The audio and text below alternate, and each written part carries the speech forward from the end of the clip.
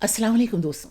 मैं उम्मीद करती हूँ आप लोग दुनिया के किसी भी खित्ते में इस चैनल को देख रहे हों, इंशाल्लाह खैरियत से होंगे। और चैनल पर आने वाले नए दोस्तों का बहुत शुक्रिया। आपकी जो आरा मुझे मिलती हैं, मैं उनका ज़रूर जवाब देने की कोशिश भी करती हूँ। और दोस्तों, ये तो आप लोग पूरी तरह इससे वाकिफ़ ही हैं कि पाकिस्तान की सियासत में जो भी हुक्मरान या जो भी लीडर है, वो जब अपोजिशन में आता है तो बस फिर उसकी किरदार कुशी की कोई इंतहा ही नहीं रहती। और लिहाजा अब जब इमरान खान की हो रही है किरदार कुशी, तो ये कोई नई बात तो नहीं है। हाँ, अलबत्ता इसमें एक नई बात ये है कि पहले जब किरदार कुशी होती थी हुक्मरानों की, तो उनमें ज़िक्र होता था कि यूरोप में, अमेरिका में बड़े बड़े लग्जरी फ्लैट्स ख़रीदे गए हैं, जायदादें बनाई जा रही हैं, और ख़ुद मुल्क में भी जायदादों में इजाफ़ा होता चला जा रहा है। तो ये इस किस्म के ज़िक्र होते थे जो कुछ गलत भी नहीं थे। इस मर्तबा जो इमरान खान हैं, साबिक़ वज़ीर आज़म, इस मर्तबा उनके ख़िलाफ़ ऐसा कोई केस नहीं मिल रहा कि उन्होंने यूके में जाकर कोई लग्जरी अपार्टमेंट्स ख़रीदे हैं या वहीं मुल्क में अपने 2-4 हाउसेस बना लिए हैं। और तो ऐसा कोई केस नहीं मिल रहा। लेकिन बहरहाल उनकी किरदार कुशी के लिए एक केस हाथ आ गया है, सहाफ़ियों के लिए भी और किरदार कुशी करवाने वालों के लिए भी। और वो है तोशा खानी का केस कि उन्होंने सऊदी अरब से मिली हुई तोहफे में एक बहुत कीमती घड़ी वो फ़रोख्त की है। तो इमरान खान ने कभी इसको छुपाया तो नहीं, तो ये कोई जुर्म के ज़ुमरे में तो नहीं आता। अलबत्ता ये एक गलत काम या गलत तरीके से ज़रूर हुआ है, उसको तो मानना पड़ेगा।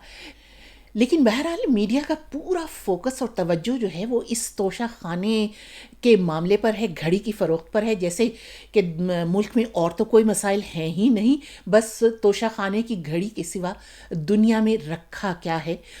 जो बड़े बड़े सहाफ़ी हजरात हैं वो प्रोग्राम इसी तोशा खाने की घड़ी पर कर रहे हैं।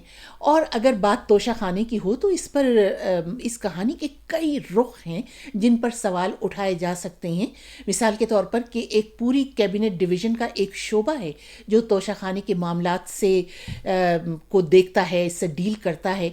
तो फिर इस बारे में भी कुछ बात हो सकती है कि अब तक जो इतने 25-30 वर्षों से जो हुक्मरान तोशा खाने के तहाइफ, बहुत कीमती गाड़ियाँ और जेवरात, उनकी बेगमात जेवरात के डिब्बे जो लेकर जाती रही हैं, उनका क्या बना, उनके बारे में भी इन्वेस्टिगेटिव रिपोर्टिंग तो होनी चाहिए। लेकिन कोई सहाफ़ी फ़िलहाल इस बारे में सवाल नहीं उठा रहा। पूरी तवज्जो जो है वो एक घड़ी की फ़रोख्त पर है। और एक सवाल तो ये भी बनता है कि आखिर सऊदी हुक्मरान इतने कीमती तहाइफ पाकिस्तान के हुक्मरानों को क्यों देते हैं। उनके पास तेल की दौलत है बिलाशुबा, लेकिन तेल की दौलत कोई शाही ख़ानदान की ज़ाती दौलत तो नहीं है, और वो तो वहाँ के अवाम की दौलत है, और वहाँ भी ग़ुरबत है। मैंने ख़ुद मदीने में मस्जिद नबवी के सामने बहुत गरीब औरतों को बहुत चादरें बिछाकर छोटी छोटी चीज़ें फ़रोख्त करते हुए देखा है। और अगर आप कतीफ़ के इलाके में जाएं तो वहाँ गुर्बत नज़र आती है। तो ऐसा तो नहीं है कि उनके पास दौलत जो है उसके समंदर बह रहे हैं।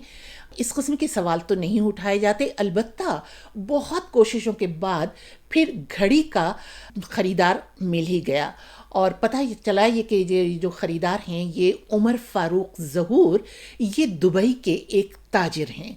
तो मैं तो ये सोच रही थी कि ये ताजिर इतने दौलतमंद हैं कि ये 4-5 मिलियन की घड़ियाँ हाथ में बांध कर फिरते हैं। गो कि उन्होंने तो ये 4-5 मिलियन की नहीं ख़रीदी, लेकिन इसकी कीमत तो इतनी ही है। उन्हें तो 2 मिलियन में मिल गई ये घड़ी, $2 मिलियन में।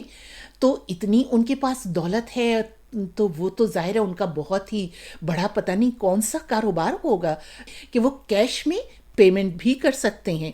तो पता ये चला उमर फ़ारूक ज़हूर ये नॉर्वे में पले बढ़े हैं, और वहाँ पर 2010 में एक बहुत बड़ा बैंक स्कैंडल सामने आया था, जिसमें एक बहुत अमीर बेवा के जो अकाउंट्स में जितनी रकम थी वो सब धोखाधड़ी और जालसाजी करके वहाँ से उसका सफाया कर दिया गया था।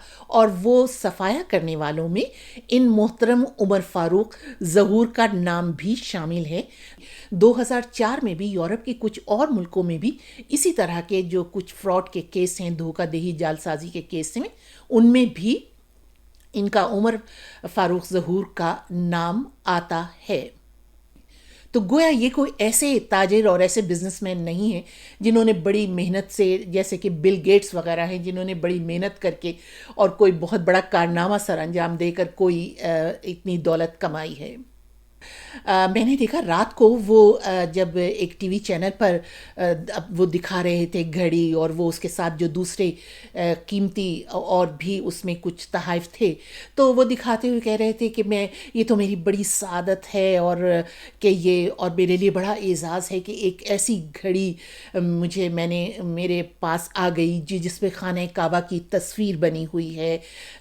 تو مجھے ان سے، عمر فاروق ظہور سے یہ بھی کہنا تھا کہ خانہ کعبہ کی جو تصویر بنی ہوئی ہے، کبھی اس خانہ کعبہ کے مالک سے کبھی اسے یہ بھی تو بتائیے کہ آپ نے جو اتنی دولت کمائی ہے، کیا یہ بالکل جائز ذرائع سے کمائی ہے؟